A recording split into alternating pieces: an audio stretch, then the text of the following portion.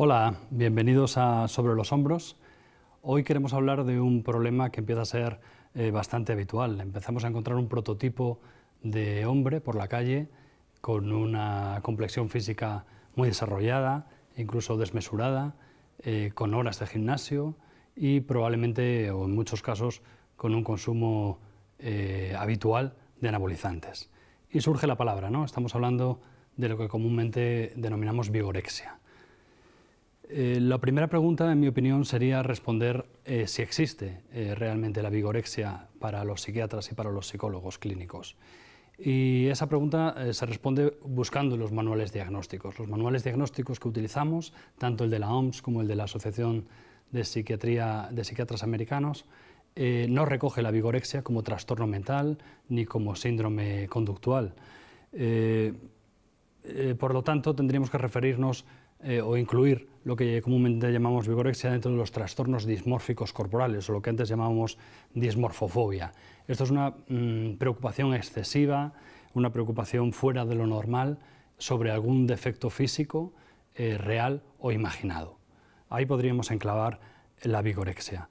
Y es cierto que cada vez es un diagnóstico o una situación más habitual. Y es cierto que en muchos casos va acompañado del consumo de anabolizantes. Los anabolizantes son medicamentos que sirven para recuperar rápidamente la musculatura y que se utilizan sobre todo en tratamientos oncológicos u otros tratamientos que implican una devastación física y que necesitan de la administración de anabolizantes para recuperar esa musculatura. Pero es muy importante señalar que está absolutamente restringido su uso a estos casos y que está contraindicado para cualquier tratamiento de índole estética. Esa preocupación tiene que ser, como decía, experimentada como muy grande y debe causar un malestar psicológico importante en el paciente para que podamos suponer que estamos ante un trastorno somatomorfo o un trastorno dismórfico corporal. La segunda pregunta, en mi opinión, tiene que ver con la prevalencia. ¿Está creciendo el número de casos que se dan de lo que llamamos comúnmente vigorexia? Pues así es, efectivamente. Son personas, como decimos, obsesionadas por su cuerpo, obsesionadas por su musculatura, con una distorsión grande de su imagen y efectivamente se calcula, los últimos cálculos que se han hecho en Estados Unidos dicen que 3 de cada 100 jóvenes menores sanos están utilizando a día de hoy anabolizantes para aumentar su masa muscular. Estos datos son ya antiguos porque cuando se recopilan pasan unos años hasta publicarlos. Luego, dense cuenta que estamos hablando de 3 de cada 100 menores sanos y hace ya algún tiempo. Otra pregunta quizás importante es por qué se está produciendo este crecimiento de los casos de trastorno dismórfico corporal relacionado con este exceso muscular.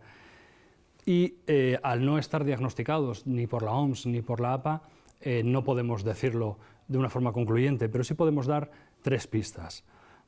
Una predisposición biológica puede estar en la base, también puede influir, seguramente influye en la mayor parte de los casos, el deseo de corregir un defecto, como decía al principio, real o percibido, y en último lugar, una personalidad narcisista. Cuando hablamos de una personalidad narcisista, también podemos englobar las cuestiones sociales, ¿no? Porque muchas veces se pregunta, ¿esto es una cuestión social, es una cuestión de modas? Bueno, cuando mencionamos el narcisismo como característica propia de las personas que sufren este tipo de trastorno somatomorfo, podemos decir que efectivamente tiene un componente social. Seguramente estamos en una sociedad cada vez más muy obsesionada por el aspecto físico, muy obsesionada por la primera apariencia y lo cierto es que este tipo de diagnósticos son cada vez más frecuentes y el malestar asociado a nuestro aspecto físico es cada vez más habitual. Luego también ese elemento de lo social puede estar influyendo notablemente. Y la última pregunta y la última noticia que desgraciadamente tiene que ver con esto es el crecimiento. Antes hablábamos de la prevalencia, la cantidad de casos que se dan, pero podemos estimar, después de analizar los últimos años, que es un trastorno que está creciendo cada vez más. Desgraciadamente es un trastorno que está creciendo. Por lo tanto, tenemos que estar atentos a las primeras señales para poder identificarlo lo antes posible y tratarlo adecuadamente.